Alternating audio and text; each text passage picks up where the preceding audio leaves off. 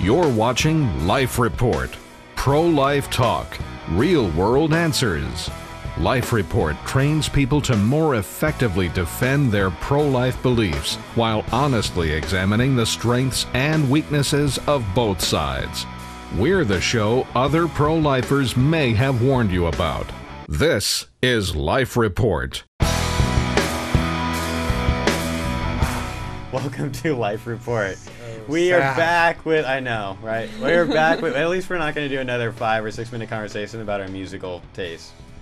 It was fun at the time. It was fun at the time for you and me. Fun while it lasted. For those of us, for the really strong podcast fans, they all know exactly what we're talking about. Steve Wagner and Becca Haschke back with us from Justice for All. We're excited to have them. Hey, Becca. Hey, Steve.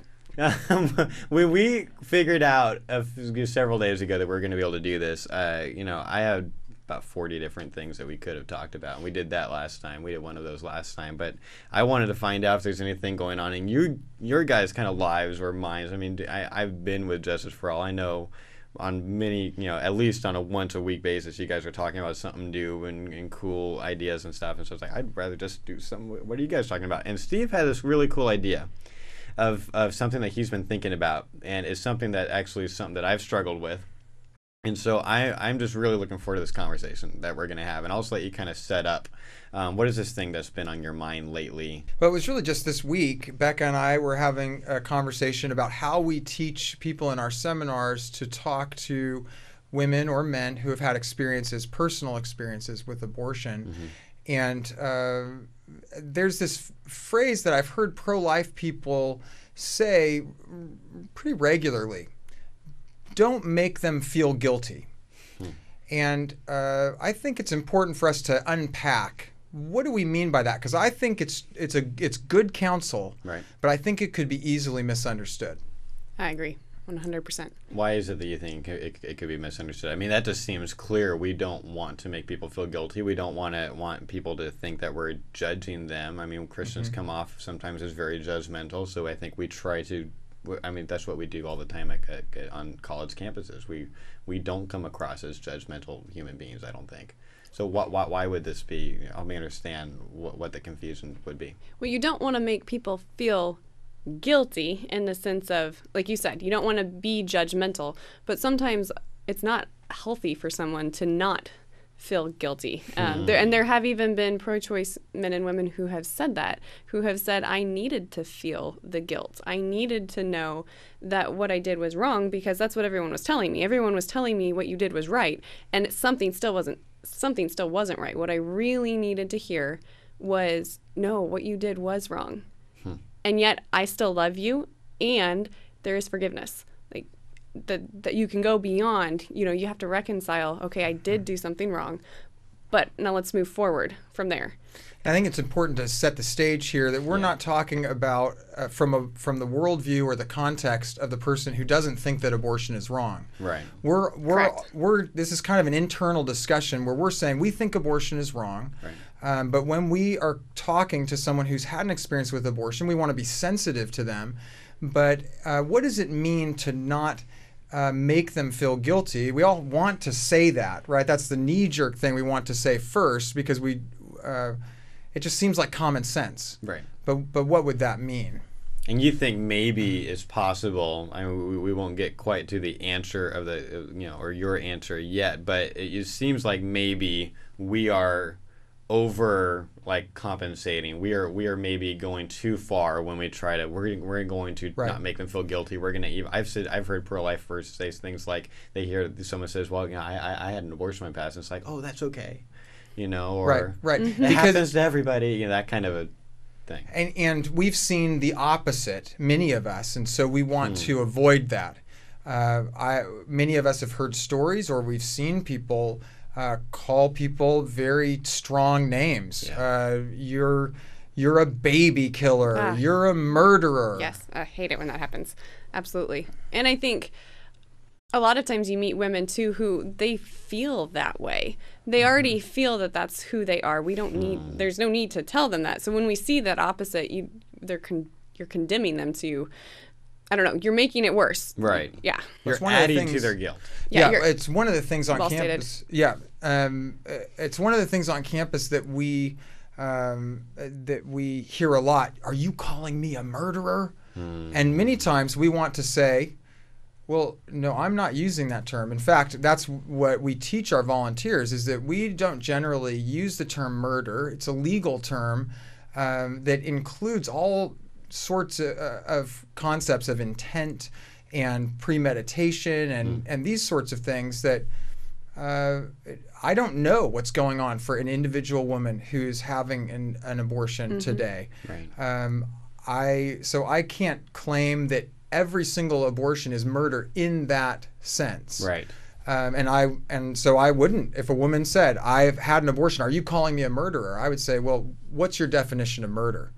Now, if they say, and I learned this from David Lee at Justice for All, that approach to not assuming you know what they mean by the word murder. Maybe they mean it's the killing of an innocent human. And that's it. Like any killing, like self-defense, killing in your house, that would be murder, I guess, if that under that definition. Any killing of any type, killing in war would be murder. Right. Well, if that's their definition, well, then I guess I do think abortion kills an innocent human. So if that's your definition, well, then yeah, you can use that term if you want. Right. I don't think that's what the term means to most people. Right. And And it that- has and all that's these what other we're- layers to it. And that's what I've liked so much about your approach is you're just not terribly concerned with what words actually mean. You're more concerned with what people think they mean, or That's right. or the we come into we live with these experiences. We grow up the way we grow up, the people that we're around. These all things change the way that we when words. We hear a word and there's all kinds of different stuff that comes up in our heads, and it's different for everybody. So there's a need for clarification. Yeah, That's right. So how do we do that? Ask. Just simply ask them, like Steve said, ask them, what does murder mean to you? And then from there, seeking, maybe even restating what they said and be like, okay, this is what I hear you saying, and this is what I'm understanding it to mean, but am I wrong? Is that really what you were thinking? And generally, it's because the person's bringing that up. They are wanting to find out, do we think that they're murderers? I think we should go back, though, Josh, to something you said earlier. Don't add, you said something like, Don't add to their guilt. Don't add to their guilt. And it reminds me of something that I've heard Greg Kokel say many times, and at Stand to Reason, which for your listeners, str.org. It's a great organization to learn to talk about your faith in a way that's actually welcomed by people, as opposed to being thought of as odd or bizarre. He says, the gospel is offensive enough. Don't add any offense to it. In other words, don't be a jerk about it. But we dare not remove the offense that's inherent in the gospel. And I think that's been very helpful to me. And we could, I guess, put it into the context that we're talking about. The truth about abortion, or the wrongness of abortion, is offensive enough. Yeah. Don't add offense to it. Right. But we dare not remove the offense that's inherent to the wrongness of abortion, or the truth about abortion. Well, and I think there's a danger not even just for the unborn child if we remove that inherent or that obvious wrong. But I've talked to women, especially the first woman that I ever encountered on a college campus who had had an abortion and openly spoke it to me within just a few minutes of starting our conversation.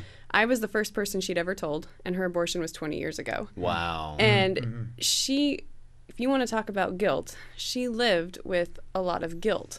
But I think it would have been unhealthy for her to not have the guilt at some point. Now, whether she needed to feel that much guilt for that long without ever being able to share it with someone, that I don't think was good. I prayed for her so much and hoped that she had, wished that she would have been able to tell someone. But the message of forgiveness would not mean anything if you take that guilt away. How can you be forgiven for something that in which you did not need to feel guilty for? There would be no point in the forgiveness. And so to reach that point, I think you don't want to take away the fact that, okay, yeah, you did do something wrong. But like I mentioned before, there is forgiveness, and you get to share in that and it's there. And I told her, you know, like, you may feel guilty, but you're already forgiven. What a great message for her after so many years. Well, and even how did she receive it? She actually was Christian. And I think that was probably one of her biggest struggles, was her family was also Christian. And I think she felt she couldn't tell anyone because she was almost positive she would be rejected by her family if they ever found out. And so for her, she's like, you know, I hear people talk about, okay, forgiveness. Oh, absolutely. You know, God forgives everything. And she goes, but how can God forgive a mother for killing her own child? And so, but she said hearing the words from someone else, because she never shared that with anyone, just hearing it from someone, I think resonated with her, and being able to share that message with her versus just focusing on the fact that it was wrong. You know, she knew that. We didn't need to focus on it. Yeah. And move. You need to take the next step. Exactly. Well, I think the idea of rejection is a good, that's one of the things that is probably an example of adding to the guilt, or in a way that's not helpful. One of our staff, John Wagner, also happens to be my brother. John tells a story of one of the high school students that he was training. I think it was a high school student, said that her friend had an abortion, and John said, "Well, what have you done to help her?" And she said, "Well, I don't talk to her anymore." Wow. Because, you know, that's just wrong. Wow. And so it's that kind of rejection Yeah. that I think can heap extra guilt. And that is a fear, I think, for those women. Another way that we could heap too much, I guess, make it worse than it needs to be in terms of guilt, would be to act like we're somehow doing this right. We're better. I've never had an experience with abortion, and of course we don't say that to someone, but that can come across in our manner without speaking any words. People will be able to tell just from looking at us, just from looking into our eyes, whether we have an attitude of, I haven't committed that really bad sin that you've committed. Well, and I think it can even come off not just if you have that superiority demeanor, but also people who are all of a sudden, they freak out at it, like, oh my gosh, you've had an abortion, I can't talk to you. I think that it's almost a rejection there. Like, yeah, how can I relate to you? I'm just done. There needs to be that reach out moment of, okay, wow, you have a story to tell. Can I, you know, what do you want me to know? How can I help you? Or have you found help? How are you doing? There's the moments where you need to... Such good questions. I think part of that, I think it helps for people that maybe, if that sounds like you, or, you know, if you have a heart, like, it's like, well, gee, we really do think abortion kills babies. I mean, that's true. And so it seems like, well, of course, it would be weird to be like, I wouldn't know how to interact with them. I think perhaps the problem is that we're maybe not thinking enough about how sinful we are ourselves. I think that's right. I'm not one of those guys that I'm going to say every sin is equal. I don't think stealing a pencil is the same as killing someone. But at the same time, we are really, really, really wretched creatures, and we all deserve hell. And so there's a certain level of, if we all come to the table as these kind of wretches that we're so blessed to have, you know, a savior, then it does put us on, you know, if we're all saved, we're on a level playing field now. Yeah, and I don't think you can fake that. What do you mean? I don't think that you can just act the part of someone who is on the level with someone, or who is not puffed up in their pride about all the sins they haven't committed. If you don't have a genuine sadness in your heart about your condition, and that doesn't kind of pervade your all of your interactions. It's the same thing when we talk about humility and believing false things. Well, I believe lots of false things. I just wish I knew what they were, and then I wouldn't believe them.